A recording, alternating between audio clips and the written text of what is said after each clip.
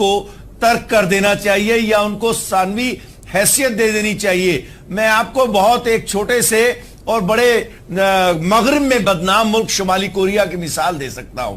भूख है, गुर्बत है, लेकिन उसके साथ साथ उनके नजदीक कौमों का वकार एक अहमियत रखता है। तो ये तो आपकी कौमी तरजीहात में शामिल हमने देखना है कि है क्या।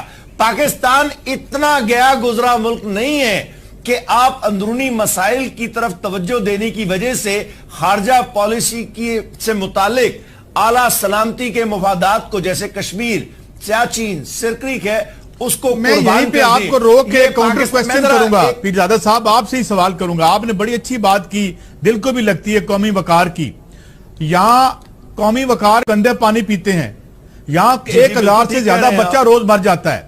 तो हम आपकी इन कश्मीर को क्या करें? हमारा तो रोज कश्मीर 80% घरों में लुट जाता है और इसकी कोई अहमियत नहीं है। जवाब देता हूं और मुझे ये, और मैं सवाल खत्म कर लूं। 80% लोग भिखारियों जैसी, आज $1 बिलियन का यूरो फिर हमने भीख मांग के ले आए। तो एक ऐसी रियासत जिसकी मैशियत IMF, वर्ल्ड बैंक कंट्रोल करते हो, उसके दूसरे दर्जे के मुलाजिम कंट्रोल करते हो, उनका कोई वकार होता है जनाब पीरजादा साहब? मैं उसका जवाब ये देता हूं कि आपकी रियासत के अंदर होने वाली करप्शन जो है, या आपकी इंतजामी सलाहियत का फुकदान जो है मुल्क के अंदरूनी मामलात को चलाने का, उसका खारजा मामलात से रिश्ता ना जोड़े, क्योंकि खारजा मामलात को चलाने पर जो कॉस्ट आती है उसका अंदरूनी मसाइल के ऊपर खर्च होने वाली रकम से या मिकदार से कोई मवाजना ही नहीं हो सकता। ये आपकी अंदरूनी नाअहलियत है जिसके मुतालिक आप खारजा मामलात पर तवज्जो को किसी हद तक जिम्मेदार गर्दान रहे हैं। तो आपके सवाल में एक तजाद है, आप उस पर गौर करें कि इस वक्त सूरत हाल ये है कि मसलन मियां साहब न्यूयॉर्क गए हैं, तो जितनी भी रकम इस पर खर्च हो गई है वो पाकिस्तान में हर साल होने वाली 1000 से 2000 रुपए की करप्शन के मुकाबले में बहुत कम है। अगर हम उस मसले को अंदरूनी तौर पर हल करते हैं या पाकिस्तान के टैक्स नेट में इजाफा करते हैं, तो वो तमाम मामलात जिनकी तरफ आपकी तशवीश है, भूख की तरफ, तालीम के अंदर रुपए के सरमायाकारी की तरफ और दीगर हालत बेहतर बनाने की तरफ, वो हल हो सकते हैं। उसको खारजा पॉलिसी की आला तरीन मुफादात से मुंसलिक करने या खारजा पॉलिसी को उनका जिम्मेदार। सवाल है कि एक जो मैशत के एतबार से इंतहाई वीक मुल्क जो अपनी माशी पॉलिसियां खुद नहीं बना सकता, तो क्या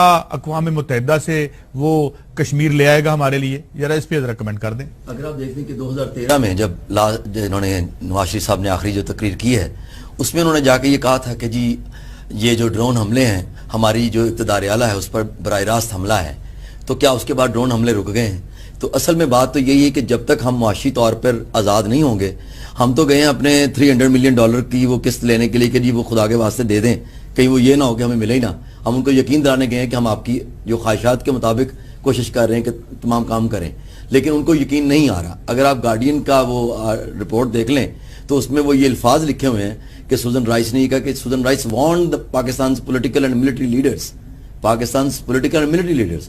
तो आप अंदाजा कर लें कि जब वो ये लिखते हैं अल्फाज, तो इससे आपको समझ आ जानी चाहिए कि पाकिस्तान कहाँ पे खड़ा है। जी ये बात जो आपकी बहस है वो ये है कि क्या टेरिटोरियल सिक्योरिटी ज्यादा अहम है या ह्यूमन राइट्स ज्यादा अहम है, या ह्यूमन सिक्योरिटी ज्यादा अहम है? और हम जिस मुल्क में रहते हैं वहां हम टेरिटोरियल सिक्योरिटी को थ्रेट परसेप्शन की वजह से फॉरगो नहीं कर सकते, सिक्योरिटी को किसी हद तक उसका हिस्सा बना सकते हैं। दूसरी बात ये जो मैं कहना चाहूंगी वो ये कि जो कश्मीर है, it is a land of missed opportunities. हमने भी बहुत सारी अच्छी अपॉर्चुनिटीज मिस की और इंडिया ने भी बहुत सारी अच्छी अपॉर्चुनिटीज मिस की, लेकिन आप इस बात से तो इनकार नहीं कर सकते ना कि इंडिया के पास इस वक्त 2 इंतहाई अहम टूल्स हैं कश्मीर को काबू करने के। उनके पास एक टूल है कोवर्जन का, कश्मीर इंतहाई मिलिटराइज्ड जोन है, हर 6 कश्मीरी पर एक इंडियन फौजी खड़ा है। और दूसरा उनके पास टूल है कॉन्स्टिट्यूशनलिज्म का। अब वो आईनी चेंजेस लाना चाह रहे हैं कश्मीर के स्टेटस के हवाले से, बिलखुसूस मोदी साहब की हुकूमत, तो वो टू द हिल्ट इसको इस्तेमाल कर रहे हैं। हमें इसे काउंटर करने की जरूरत है। जो आपने फरमाया कि हम क्या जनरल असेंबली में जाके नवाज शरीफ कश्मीर ले आएंगे, वो कश्मीर लेने नहीं गए, वो दुनिया को ये बताने गए हैं कि शायद पाकिस्तान का स्टांस अब कश्मीर पर दोबारा हार्डन हुआ है, हम कश्मीर के इशू को दोबारा उजागर करना चाहते हैं। یہ پیراڈائم شفٹ آیا ہے پاکستان میں، کیونکہ راحیل شریف صاحب کا پچھلے دنوں ایک سٹیٹمنٹ آیا انتہائی اہم، جس میں انہوں نے یہ کہا کہ ہم جو ہے اب یہ جو پارٹیشن کا ایشو ہے اسے اب ریزالو ہونا چاہیے.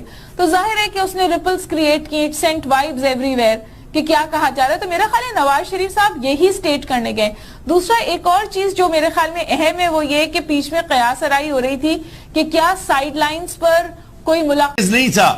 میں نے یہ بات مشرف صاحب کی ہر پالیسی کی مخالفت کے باوجود ہمیشہ کہی ہے اور آج بھی کہتا ہوں کہ آپ انکار نہیں کر سکتے تھے اس وقت اس جنگ میں شمولیت سے.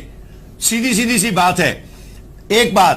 دوسری بات یہ ہے جہاں مشرف صاحب سے غلطی ہوئی تھی، اور میں فوراً ابھی آج کی صورتحال پہ آؤں گا، 2004 کے بعد آپ موقف سخت اختیار کر سکتے تھے، لیکن اس کے لیے لائق اور قابل اور کمیٹڈ لیڈرشپ کی ضرورت ہوتی ہے. مشرف صاحب میں تینوں چیزوں کی کمی تھی اور ان میں جھوٹ بولنے کی بھی بہت عادت تھی. ایک یہ مسئلہ ہے ان کے ساتھ. اب اور بہت سے حکمرانوں نے یہ حرکت کی ہے ہمارے. لیکن میں ایک بات کی طرف آنا چاہتا ہوں. اب جبکہ بہت سا وقت گزر گیا ہے، اب چین کے ساتھ ہمارے تعلقات صرف فوجی معاملات سے گزر کر اسٹریٹجک اور اکنامک ایک شکل ان کی بن چکی ہے، تو ہم یہ سمجھتے ہیں روس کے ساتھ بھی ہم قدرے ہلکی سی حرکت ان کی طرف کر رہے ہیں تاکہ ان کے ساتھ بھی معاملات ٹھیک ہو جائیں. اس وقت آپ کے چین کے ساتھ ملنے کی وجہ سے یہ بہت کم لوگوں نے میں بار بار کہتا ہوں، لوگ سمجھ نہیں رہے. انڈیا نے بہت کوشش کی ہے یونائٹڈ اسٹیٹس کے ساتھ مل کے پچھلے 14 سال میں، لیکن پاکستان نے چین کے ساتھ مل کر اس وقت جنوبی ایشیا میں انڈیا کو آئسولیٹ کر دیا ہے. اس علاقے کے 3 بڑے ملک ہیں، پاکستان، چین اور انڈیا. 2 ملکوں نے ایک ملک کو کاٹ کے رکھ دیا ہے. ان کے پاس رستہ کوئی نہیں ہے، زمین پر حملہ نہیں کر سکتے، ہوا سے اٹیک نہیں کر سکتے، نیوکلیر وار نہیں کر سکتے. اب ہم نے یہ کرنا ہے کہ کشمیر کے مسئلے پر ٹھوس موقف اختیار کر کے کچھ سفارتی، سیاسی اور عملی اقدامات کرنے ہیں. عملی اقدامات، جس سے ہمارے مسائل کا حل ہوگا. اگر آپ خوفزدہ رہیں گے، اگر آپ غربت کی بات کرتے رہیں گے، تو وہ تو آپ کے ریاست اور جہاں بانی کے مجھے بریک لینی ہے، حصہ ہے. پیرزادہ صاحب مجھے بریک لینی ہے، مگر مسئلہ یہ ہے کہ میں اس غربت میں رہ کے امارت کی بات کیسے کروں. اور واپس جب میں آؤں گا تو ڈاکٹر صاحب آپ سے سوال پوچھوں گا کہ میرے ملک میں آ کے ٹیکس میں خود نہیں لگا سکتا، مجھے بتایا جاتا ہے اتنا ٹیکس لگاؤ، سبسڈی ود ڈرا کرو، اپنے اثاثے ہمیں بیچ دو، اور وہ لوگ فارن پالیسی میں کیا آزادی سے چل سکتے ہیں یا نہیں؟ یہ اس میں کون سی جواب لیں گے؟ ڈاکٹر حسن عسکری صاحب سے ہمارے ساتھ رہیے.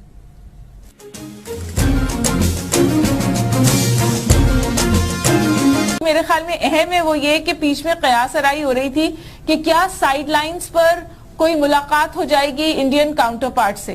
تو اس کے بارے میں فورن آفس کا سٹانس یہ ہے کہ اگر یہ ملاقات ہوتی ہے تو ہم نے ایک بہت بڑا ڈوسیئر تیار کیا ہے انڈین انوالومنٹ کا ان بلوچستان اور ایل او سی پر بھی، جو ہم ان کو پیش کریں گے. تو میرا خیال ہے یہ وہ سٹیپس ہیں جو لے جائے گی، اور ان فورمز پہ یہی کیا جاتا ہے. ان فورم پہ یہی کیا جاتا ہے. لیکن جو ڈاکٹر صاحب ایک جو عام آدمی جو دیکھتا ہے 60-70 سال سے ان مسائل کو دیکھ رہا ہے، اس پہ سیاست بھی ہو رہی ہے، اس پہ لڑائی بھی ہو رہی ہے، اس پہ دوستی بھی ہم کبھی کھیلتے ہیں، کبھی دشمنی. کہا یہ جاتا ہے کہ ہم دونوں اطراف کے جو لوگ ہیں، خاص طور پر جو رولنگ ایلیٹ ہے، نہ یہ تو دوستی کرنے کے اہل ہیں نہ دشمنی کرنے کے اہل ہیں. دشمنی میں موت ہے دونوں کی، دونوں نیوکلیر اسٹیٹس ہیں، اور دوستی وارے میں نہیں ہے، کیونکہ ویسٹڈ انٹرسٹ جو ہے وہ سمجھتا ہے، خاص طور پر انڈیا والے تو پاکستان دشمنی پہ الیکشن لڑتے ہیں اور ایک رائٹ ونگ ہندو کو جو ہے وہ اوپر لے آتے ہیں. تو اس سے کیا بات ہوگی طارق پیرزادہ صاحب؟ تو میں 1-2 باتیں پچھلی جو ہیں، جو بلینکٹ سٹیٹمنٹ دیے جاتے ہیں عام طور پر ملک میں ذرا اس کی طرف اشارہ کر دوں. جی آپ نے بھی کہا کہ اگر اندرونی حالات آپ کے اچھے نہ ہوں تو پھر اس کا فورن پالیسی پہ اثر پڑتا ہے. نہیں، اس کا تعلق کچھ کردار سے بھی ہے اور پالیسی میں استحکام سے بھی ہے اور اقتصادیات سے بھی ہے. 3-4 چیزوں سے ہوا کرتا ہے.